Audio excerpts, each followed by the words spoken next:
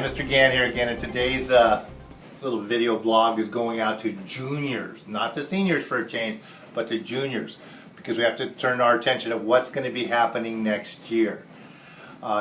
Everybody who's going to apply to a four-year college should take an ACT or a SAT, preferably both of them more than once. So you should take one at least. You should take each one this year, and then again next year if you need to. You still have a few dates left to take them. There's still time to sign up for the June ACT. You have until May 4th to sign up for that. And you have April 6th to sign up for the May SAT. And then there's still time to sign up for the June SAT.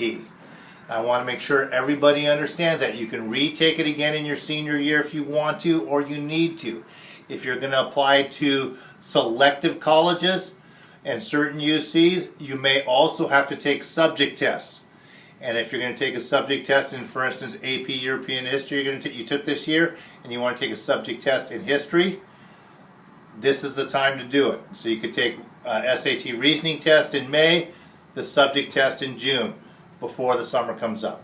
Okay? Anybody who qualifies for free and reduced lunch, or you think you might qualify for a fee waiver, come see me, and I'll give you the fee waivers for it.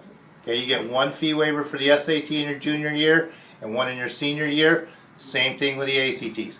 So make sure you get that done over the next week, 2 weeks. Don't wait, because we're going to go on vacation next week. Get signed up for your SAT, for your ACT, so you'll be prepared for your senior year. Thank you. We'll talk to you later.